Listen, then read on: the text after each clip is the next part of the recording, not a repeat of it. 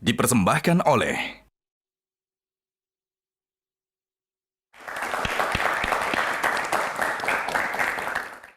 Silakan. Gimana ya saya ngomongnya ya? Waduh, lepaskan aja lah. Tadi kan bicara tentang pasangan, ya kan? Ya. Mengenai berat badan, mengenai pakaian di rumah dan lain sebagainya. Ya. Nah, kalau menurut dokter dan para ahli di sini, kalau pasangan capres dan cawapres, kita melihat keharmonisasiannya dari sisi apa?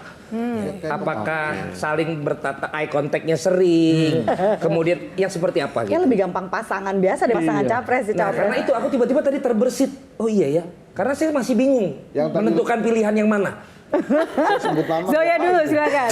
Kalau saya sih ngelihatnya dalam konteks psikologis itu sebenarnya adalah compatibility gitu. Jadi apa yang menjadi kekurangannya si capresnya itu bisa nggak dipenuhi oleh cawapres sama wakilnya. Itu compatibility gitu. Karena kalau pasangan mah lebih gampang gitu kan, berapa banyak tatapan mata, holding hands dan sebagainya kan itu tidak berlaku gitu untuk pasangan presiden. Tapi kalau buat presiden yang bikin di sini susah adalah compatibility mereka itu memang apa ya? Problematiknya ada, terus compatibility-nya juga sama-sama saling terpenuhi. Memang susah sih ini tiga pilihan ini menurut aku ya secara pribadi gitu. Butuh waktu, karena gini, sama seperti suami istri ada namanya kompatibilitas seksual. Iya. Artinya sejauh mana suami istri tersebut memiliki pandangan yang sama terhadap seksualitas. Apakah mereka melihat itu sebagai cara untuk mengekspresikan keintiman. Nah itu butuh waktu. Pernikahan setahun 2 tahun itu nggak akan bisa. Butuh waktu untuk bisa kompatibel. Nah, termasuk juga mungkin nggak mereka kompatibelnya? pasangan capres Intinya Pasangan seperti capres panci ini- dengan tutupnya. Iya. Kompatibel nggak? Compatible-nya seperti itu. Kalau dua-duanya panci-panci nggak ada tutupnya, nggak bisa. Oke, singkat saja Bang Hensat. Yuk. Pasangan capres ini bukan mereka yang menentukan sendiri, mereka dipilihin, dipaksa jadi satu pasang. Itu susah. Banyak kan Tapi minimal dari mungkin yang Anda anggap pemaksaan itu bisa ada upaya kan untuk kemudian mengharmonisasikan gitu Iya, kan tapi hubungan. maksud saya kemungkinan yang paling ini cari yang memang bukan peran besar kawin paksa, gitu. Ya. tapi proses menuju cinta-cintaan itu, berusaha untuk saling mengerti itu, waktunya sangat terbatas. Nah, itu dia. Jadi memang agak sulit. Kita bisa buat pengamat politik kita menyerah. Terima kasih. Kita lanjut dulu ya ke box yang tersisa. Udah boleh vulgar lagi belum nih? Oke, silakan Mbak Zoya nomor berapa? Sesuai angka kelahiran saya 7. 7 kita buka box nomor 7. Angka menyenangkan. Kepo plus 62. Nah, oke. Bahaya nggak nih kepo? Silakan, saya berikan kesempatan untuk rekan-rekan audiens yang ada di sini untuk memberikan pertanyaan. Siapa yang kamu mulai? Baik, sebutkan nama dan langsung saja singkat pertanyaannya seperti apa. Nah, dari tadi kita ngebahas dewasa nih. Saya masih bingung, dewasa sebelum waktunya itu apa ya, Dokter Boyke? Nah, Dokter Boyke jawab. Dewasa sebelum waktunya itu apa, Dok? Begini, namanya kedewasaan nih, ini jagonya ya. Ada yang maksudnya tuh bisa dari si fisik. Dia udah pubertas apa enggak Ya. gitu loh. Telat enggak pubertasnya. True. Ya, sehingga kita bisa menentukan oh ini dia sudah pubertas, dia sudah memasuki melewati masa anak-anak, pancaroba kemudian menjadi dewasa muda. Ya. Tetapi harus dipikir juga adalah sisi psikologinya. Meskipun dia udah pubertas tapi kelakuannya kayak anak-anak, masih manja, masih begitu, itu enggak kita sebut sebagai orang yang dewasa. Oleh karena itu dewasa itu harus meliputi masalah fisik, masalah emosional, bahkan spiritual, ya dan juga masalah jiwanya juga gitu loh. Jadi kita bisa menilainya seperti itu, termasuk dalam menilai seksualnya. Ya, termasuk dalam masalah seksualnya. Karena banyak juga saya misalnya pasien yang umurnya udah gini kok titik-titik erogen aja kagak tahu. Nggak paham, Iya kan? nggak Coba baca. tanya sama pasien-pasiennya Mbak Joyce. Banyak hal yang seperti itu. Makanya dalam kesempatan ini juga kita ingin mengetahui bahwa masalah seksual itu juga suatu masalah yang penting.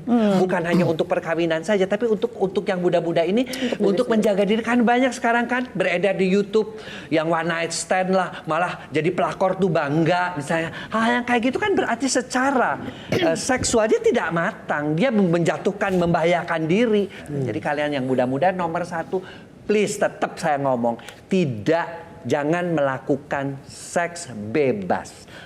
Lakukan seks setelah menikah. No free sex ya, bayar ya. Tuh. Ya, teman-teman, catat tepuk tangan. Baik, penanya kedua silakan.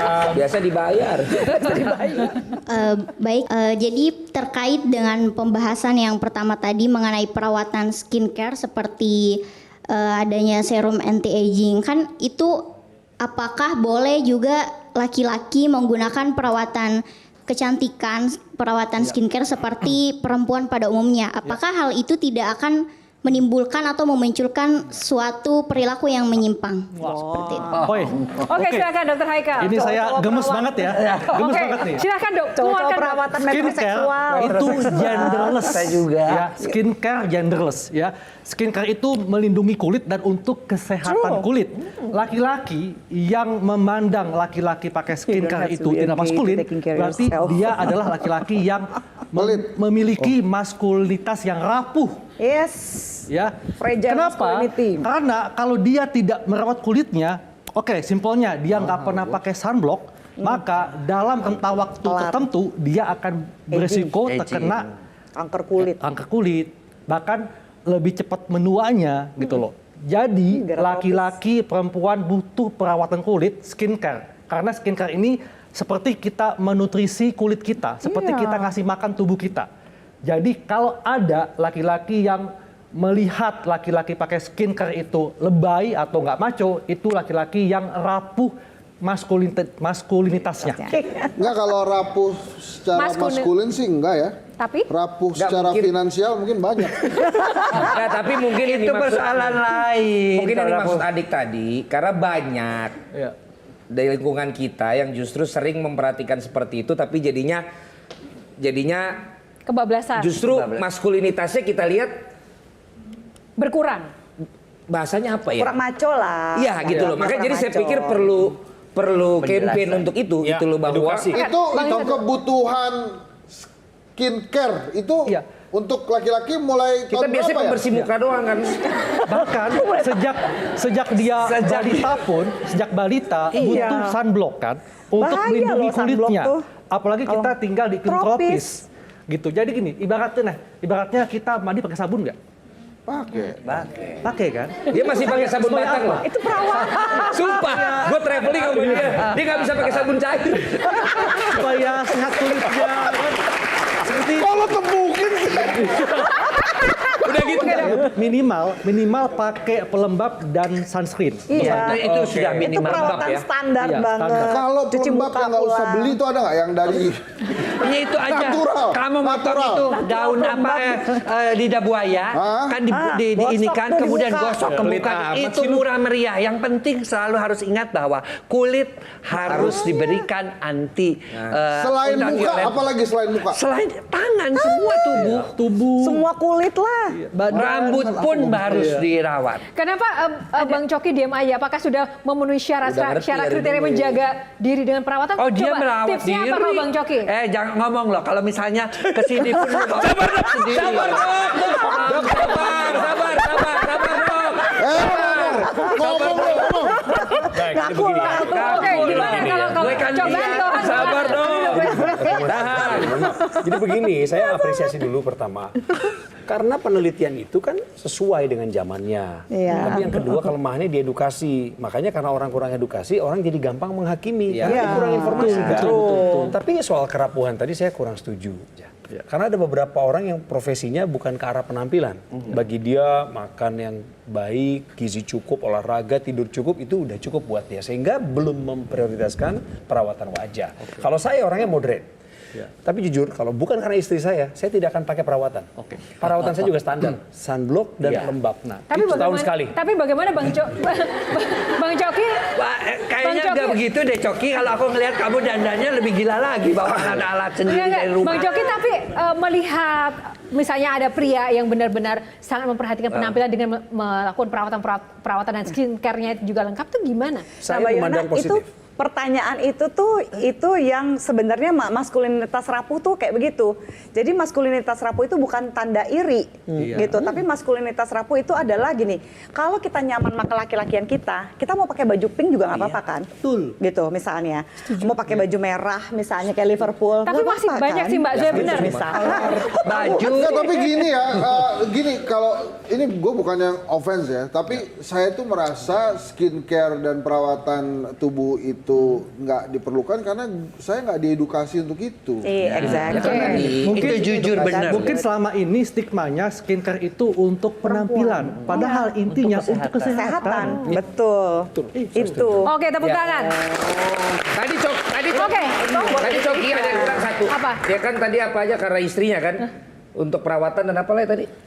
Setahun sekali. Iya, perawatan. Oke. Apalagi yang Karena dia yang setiap hari itu berdoa. Iya, ini memang rajanya doa ini. Oke, baik. Terima kasih. Saya menemukan pasangan suami istri yang sudah menikah umur 14 tahun dan 15 tahun karena dulu di daerah melakukan hubungan seks melalui udel. Karena mereka tidak tahu.